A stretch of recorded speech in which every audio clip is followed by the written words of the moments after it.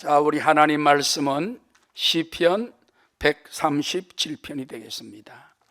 구약성경 902페이지 시편 137편 1절로 마지막 9절까지 말씀되겠습니다. 다 함께 시편 137편 1절로 합독하시겠습니다. 우리가 바벨론의 여러 강변 거기에 앉아서 시온을 기억하며 울었도다. 그 중에 버드나무에 우리가 우리의 수금을 걸었나니 이는 우리를 사로잡은 자가 거기서 우리에게 노래를 청하며 우리를 황폐하게 한 자가 기쁨을 청하고 자기들을 위하여 시온의 노래 중 하나를 노래하라 하미로다. 우리가 이방 땅에서 어찌 야훼의 노래를 부를까? 예루살렘아, 내가 너를 잊을진대 내 오른손이 그의 제주를 잊을지로다. 내가 예루살렘을 기억하지 아니하거나 내가 가장 즐거워하는 것보다 더 즐거워하지 아니할진대 내 혀가 내 입천장에 붙을지로다. 야훼여, 예루살렘이 멸망하던 날을 기억하시고 에돔 자손을 치소서. 그들의 말이 헐어버리라 헐어버리라 그 기초까지 헐어버리라 하였나이다. 멸망할 딸 바벨론아, 내가 우리에게 행한 대로 내게 갚는 자가 복이 있으리로다. 내 어린 것들을 바위에 메어 치는 자는 복이 있으리로다. 아멘. 하나님의 은혜가 우리 하나님 전에 나와 예배드리는 여러분과 초소에서 유튜브로 또는 온라인으로 예배드리는 여러분에게 큰 은혜가 임하시기를 주의 이름으로 축원합니다. 시편 137편은 이스라엘 민족이 멸망을 당했어요. 먼저 아수르에게 북이스라엘 왕국이 망했고, 그 다음에 남유다 왕국이 바벨론의 군대에 의해서 나라가 완전히 망하고 예루살렘 성전은 다 회파됐어요. 그리고 중요한 귀족들과 중요한 사람들은 다 잡아가지고 포로로 저 바벨론 땅으로 끌고 왔습니다. 이 바벨론이 어디 있냐면 지금 말하면 이라크, 바그다드 있는 그 근처로 지금 얘기를 합니다. 그쪽 땅으로 다 끌려갔어요. 자, 안식일 날이 다가왔습니다. 성전에 갈 수가 없어요.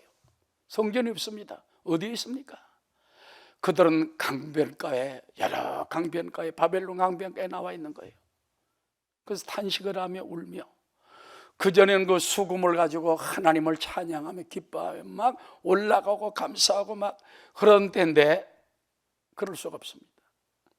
그들은 수금을 버드나무 가지에 걸어놓고 강변에서 시온성, 예루살렘성 막 1년에 몇 번씩 올라가잖아요. 6월절, 오순절, 초막절 그때 되면 때로는 막 100만 명씩, 200만 명씩 예루살렘 성에 10만 내지 20만 명밖에 못 사는데 여러 지역에서 남자 20세 이상 된 사람은 무조건 의무적으로 가야 되고 또 성도들도 함께 따라하고, 그래서 종려나 과지를 흔들면서 찬양하고 비파를 치며 수금을 타며 찬양하는데 그때가 그리워지는 거예요. 그래서 그들은 슬피 울며 거기에 앉게 되었다는 것입니다. 여러분, 우리가 이 성전에서 예배 드릴 수 있다는 거 엄청난 축복입니다. 북한에 교회가 없어요. 저도 봉숙교회 가본 적이 있습니다. 완전히 공산당 멤버들만 쫙 앉았습니다. 겉으로는 그럴싸하게 찬송도 잘해요. 그건 손님 대접용입니다. 그러니까 누가 외국에 손님 오면 딱 모였다가 끝나면 싹 흩어집니다. 예배가 없습니다. 기독교가 사라졌습니다. 예수 믿으면 죽입니다. 우리나라도 만약 사회주의 공산주의가 되면요, 교회부터 없어져요. 다 불태워버립니다. 그리고 목사 장로 1차로 죽습니다. 여러분, 우리가 이와 같이 은혜 가운데 살 수 있는 것 감사하는 여러분 되시기를 주의 이름으로 축원합니다. 성전의 축복에 대해서 선지자 미가는 미가서 4장 5절에 이렇게 노래합니다. 오라, 우리가 야훼의 산에 올라가서 야곱의 하나님의 전에 이르자. 그가 그 도로 우리에게 가르치실 것이라. 우리가 그 길로 행하리라 하리니 이는 율법이 시온에서부터 나올 것이요. 따라하시다. 하나님의 말씀이 예루살렘에서부터 나올 것입니다. 시온성, 예루살렘성, 성전이 있는 곳에서 율법이 나오고 하나님 말씀이 나오고 은혜가 나오고 성전에서 말씀이 나가는 거예요. 할렐루야. 선지자 이사야도 시온의 축복을 이렇게 노래합니다. 이사야 35장 10절에 보면 야훼의 속량함을 얻은 자들이 돌아오되 노래하며 시온에 이르러 그 머리 위에 영영한 희락을 띠고 기쁨과 즐거움을 얻으리니 따라 슬픔과 탄식이 달아나리로다. 이 성전을 통해서 참된 기쁨과 소망과 행복이 넘쳐나기 때문에 성전에 오기만 하면 슬픔이 달아나고 근심이 달아나고 염려가 달아나고 바로 성전에 그런 축복이 있다는 것입니다. 할렐루야. 이스라엘 백성들은요 성전의 소중함을 잘 몰랐어요. 에스겔서에 나오지만은 그래서 성전 벽을 뚫고서는 거기다 우상을 세우고 우상 앞에 복을 달라고 절하고 짐승들에게 짐승 형상을 만들어 놓고 절하고 살아계신 하나님의 성전에서 그런 못된 짓을 했다고 말이에요. 그때 선지자를 통하여 예언했지 않습니까? 특별히 예레미야가 선지자를 너희들이 이러다 망한다. 그런데 그들이 성전의 소중함을 알지 못하고 그다음에 습관적으로 그냥 안식일날 아이고 오늘 안식인데 가자 성전에 가자 끝나가면 놀자 소중함을 알지 못했어요. 나중에 빼앗기고 난 다음에야 탄식하게 되었다는 것입니다. 그래서 여기 1절에 보면 우리가 바벨론의 여러 강변 거기에 앉아서 따라 시온을 기억하며 울었도다. 시온성을 기억하며 울었다.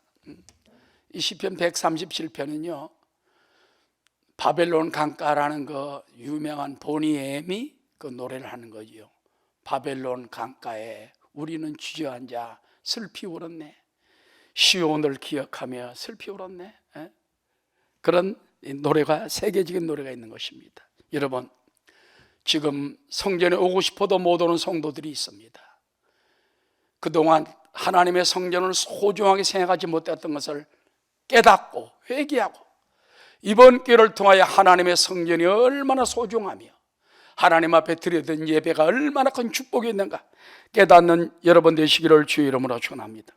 두 번째 보니까는요 그들이 늘 타던 수금을 버드나무 가지에 걸었어요.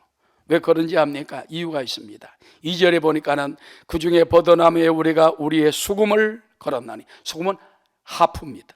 이는 우리를 사로잡은 자가 거기서 우리에게 노래를 청하며 우리를 황폐하게 한 자가 기쁨을 청하고 자기들을 위하여 시온의 노래 중 하나를 노래함이라 하로다. 그 바벨론 사람들이 그들을 포로로 잡아왔잖아요. 그런데 그들 보고 잔치 때만 되면 이스라엘 사람들 부르는 거예요. 야 너희들 노래 잘 부르잖아. 우리 잔치 때 흥겹게 노래 한번 불러봐. 성전에서 부르는 노래 시온에 부르는 노래 한번 해봐. 그러니까 얼마나 하나님을 위해 찬양을 했어야 되는데 이 악한 자들이 자기를 사로잡아온 자들이 노래하라 하니까는 우린 노래 못한다. 그리고 그 수금을 갖다가 버드나무 가지에 걸어놓고서는 그들은 통곡하고 우는 거예요. 따라하시다. 성전을 잃어버리면 노래도 잃어버린다. 찬양을 잃어버린다. 성전에 올라가면 찬양하고 내려오면 찬양하고 찬양하면서 주일날 여러분 성가대들 그 찬양하고 찬양 그다음에 아이들도 찬양하고 팀마다 교구마다 모여서 찬양하는데 이제 없잖아요. 그게 없어지잖아요. 얼마나 성전의 소중성이 얼마나 대단한가. 우리는 성전이 있어야 찬양도 있다는 걸 깨닫고 가정에서 직장에서 더 하나님을 모시고 삶의 기쁨 신앙의 참 행복을 찬양하는 여러분 되시기를 주의 이름으로 축원합니다. 그 다음에 여기 세 번째 보니까는 이 이스라엘 백성들이 예루살렘아 예루살렘아 그 성전을 바라보는 거예요. 그리고 사모하는 겁니다. 5절에 보니까 예루살렘아 내가 너를 잊을진대 내 오른손이 그의 재주를 잊을지로다. 왜 그런지 압니까? 이 하프를 탈 때 오른손으로 타잖아요. 왼손으로 타는 건 많지 않습니다. 근데 예루살렘을 생각하면은 찬양을 할 텐데, 그래서 예루살렘을 잊어버린다는 것은 내 오른손의 재주까지 잃어버린다, 그런 말이고, 그 다음에 내가 예루살렘을 기억하지 아니하거나 내가 가장 즐거워하는 것보다 더 즐거워하지 아니하게 된다면 내 혀가 내 입천장에 붙을지로다. 공동 번역이 이렇게 쉽게 설명합니다. 예루살렘아, 내가 너를 잊는다면 내 오른손이 말라버릴 것이다. 내 생각, 내 기억에서 예루살렘이 잊혀진다면, 또 내가 만일 예루살렘보다 더 좋아하는 다른 것이 있다면 내 혀가 입천장에 붙을지로다. 자, 예루살렘을 떠나고 나서 포로가 되고 나서 보니까는 얼마나 예루살렘이 하나님의 영광이 있던 땅이요, 은혜의 땅이요, 축복의 땅이요. 할렐루야. 올라가며 내려가며 찬양하고 감사하고 예배한다는 그때가 얼마나 행복했던가 깨닫게 되고, 예루살렘은 나는 더욱 사랑하리라, 더욱 찬양하리라, 더욱 감사하리라는 바로 고백을 하게 되는 것입니다. 우리도 예루살렘아 예루살렘 하듯이 순복음 금지원 교회를 위하여 여러분 더욱 많이 기도하시고, 하루빨리 성전이 회복되고 은혜가 회복되도록 기도하는 여러분 되시기를 주 이름으로 축원합니다. 이 마지막 네 번째 보니까는요, 이 시편 37편 그 시인은 자기를 괴롭히던 에돔 땅과 바벨론을 저주를 합니다. 7절에 보면은 야훼여, 예루살렘에 멸망하던 나를 기억하시고 에돔 자손을 치소서. 왜? 에돔 자손의 그들의 말이 헐어버리라 헐어버리라, 예루살렘 그 기초까지 헐어버리라. 여러분, 에돔은요 에서의 다른 이름입니다. 그래서 북다, 그런 말이죠. 그래서 리브가가 이삭에게서 두 아들 쌍둥이를 낳을 때 먼저 나온 아이가 붉어요. 그래서 북다 에돔, 에서라고 짓고, 그 다음에 나온 아이는 발꿈치를 잡고 나오니까 붙들었다, 야곱이라고 붙였는데 늘 토닥토닥하고 싸웠어요. 나중에는 이 형제의 갈등이요 민족까지 번져가지고 에돔 족속은 툭 하면 야곱 민족을 갖다가 그 이스라엘 민족을 저주하는 거예요. 망하길 바라고, 무너져라 무너져라, 망해라 망해라. 이스라엘도 좋지 않죠. 그래서 늘 에돔이 이스라엘 망하기를 바라고 저주했기 때문에 그때 그냥 여기서 하나님 일어나서 에돔을 치소서. 그 다음에 멸망할 딸 바벨론아, 네가 우리에게 행한 대로 내게 갚는 자가 복이 있으려다. 내 어린 것들을 바위에 메어 치는 자는 복이 있어. 공동 번역에 보면요, 야훼여 잊지 마소서, 예루살렘이 떨어지던 날 에돔 사람들이 내과리던 말 쳐부서라, 바닥이 드러나게 헐어버리라. 파괴자 바벨론아, 내가 우리에게 입힌 해악을 그대로 갚아주는 사람에게는 행운이 있을지라.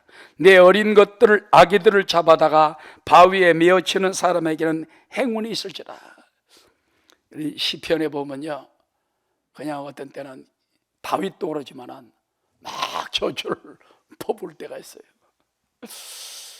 우리도 열이 나면은 욕을 하잖아요. 어떤 목사님은 욕을 잘하는데, 그러나 애국의 마음으로 욕을 하는 경우도 있습니다만, 그런데 예수님 신약 시대에 와서는 조금 달라졌습니다. 저들이 오른뺨을 때리면 왼뺨까지 돌려대고, 저들이 욕한다고 다 욕하지 말라는 거예요. 그래서 오히려 그들에게 축복을 빌어주라는 이것이 십자가의 사랑인 줄로 믿습니다. 예수님은 자기에게 침뱉는 자들에게, 자기를 십자가에 못 박는 자들에게, 아버지 저들의 죄를 저들에게 돌리지 마옵소서. 저들이 알지 못하나이다. 불쌍히 여겨 주옵소서. 이게 바로 십자가의 사랑의 결론인 줄로 믿습니다. 우리는 이런 고통의 어려운 때를 당할 때 마음에 십자가를 품게 되시기 바랍니다. 할렐루야. 저주 대신에 축복을, 로마서 12장에 보면요, 내 원수를 저주하지 말고 축복하라. 그리고 하나님께 원수 갚는 걸 맡겨라. 그럼 하나님이 숯불을 머리 위에 쌓아놓은 것처럼 저들에게 때가 되면 갚아준다는 것입니다. 우리는 어려운 때를 당할수록 더 믿음을 가지고 하나님의 성전을 사모하는 믿음으로 승리하는 여러분 되시기를 주의 이름으로 축원합니다.